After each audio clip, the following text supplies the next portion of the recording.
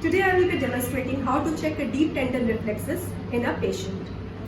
Now, before checking anything on the patient, you need to introduce yourself to the patient and the parents and take their introduction.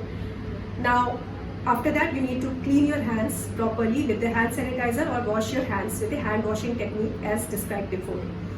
I have already done all those things. Now, the prerequisite to test deep tendon reflex is a hammer. Now, where there are different kinds of hammer. The most commonly used hammer is the Patellar hammer, which has a triangular head.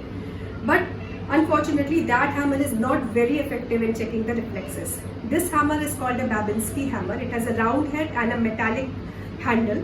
This hammer is very good for checking deep tendon reflexes. A variation of this reflex, which is called a queen square hammer, variation of a hammer which is called a queen square hammer, is also very effective for checking the reflexes. It has a plastic handle and a round head, just like this one. Now, starting from the upper limb reflexes, first of all, I will check the biceps jerk. For checking the biceps jerk, first of all, you have to keep the position of the forearm correctly. It should be at 90 degrees to the arm and comfortably resting upon the abdomen. Now, I'll keep my index finger on the elbow joint, feeling the tendon of the biceps. I will ensure that the biceps muscle is properly exposed. You can also keep your thumb instead of your index finger. Now you have to hit upon your finger. Remember, the movement should be at the level of the wrist, and you can see the flexion of the forearm. The root value of biceps jerk is C5 and C6, and it is supplied by musculocutaneous nerve. You can see the contraction very well. Now coming to the brachioradialis reflex. Here you have to keep the forearm in the semi-prone position. Feel for the styloid process and you have to hit just above the styloid process. You can either keep your finger or you can hit upon the tendon directly. Brachioradialis reflex or supinator reflex also has the root value of C5 and C6, and the muscle involved, that is brachioradialis muscle, is supplied by the radial nerve. Now coming to the triceps jerk. For the triceps jerk, you have to again keep the forearm at 90 degrees to the arm and you have to position it such that you can see the elbow. Now, feel for the olecranon process.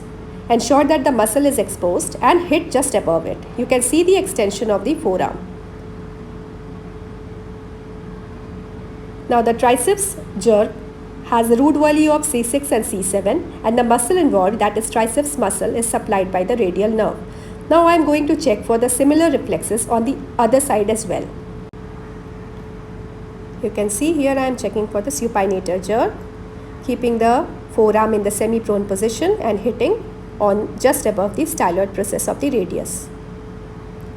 Checking the triceps jerk on the other side and looking at the extension of the forearm. Now coming to the lower limb reflexes, first of all I will be checking for the knee jerk. For checking the knee jerk, you have to support the knee of the patient with your palm or your forearm in this manner.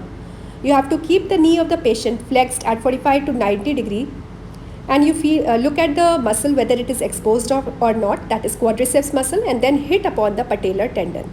You can ask the patient to clench his teeth or putting together his hands, squeeze the hands, that is called Jendrassik's maneuver, so as to reinforce the lower limb reflexes, and you can easily see the extension of the knee.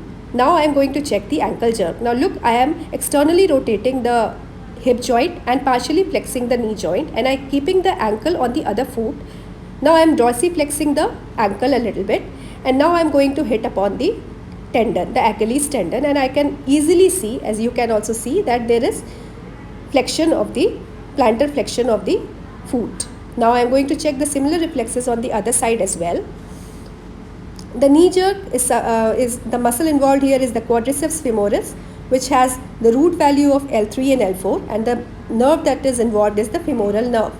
In case of ankle jerk, the root value is S1 and the muscle involved is gastrocnemius muscle, which is supplied by the tibial branch of sciatic nerve.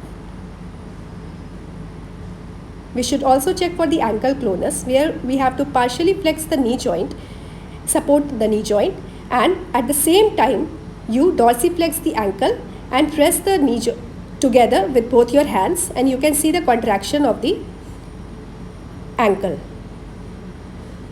Now I am going to check the finger flexion reflex, which is seen in spasticity. Here I am keeping my finger, my index finger and middle finger between the fingers of the patient with partially flexed fingers of the patient, and I am going to hit upon my fingers. In case of spasticity, the patient would flex her fingers. This has a root value of C8. Now I am looking for the Hoffman sign. Here, holding the middle finger of the patient, I will be tapping the distal phalanx of the middle finger of the patient. In case of positive sign, all the fingers would flex. Now I am looking Wartenberg sign. I am asking the patient to interlock her fingers and squeeze it towards herself. And I am noting the movement of the thumb. The thumb, as in this case, is not extending, rather flexing and opposing, which is considered as abnormal.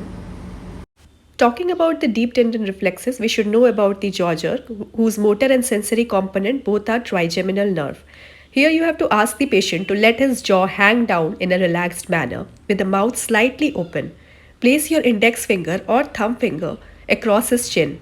Strike it lightly with a tendon hammer and see the contraction of the masseter. That's all. Thank you.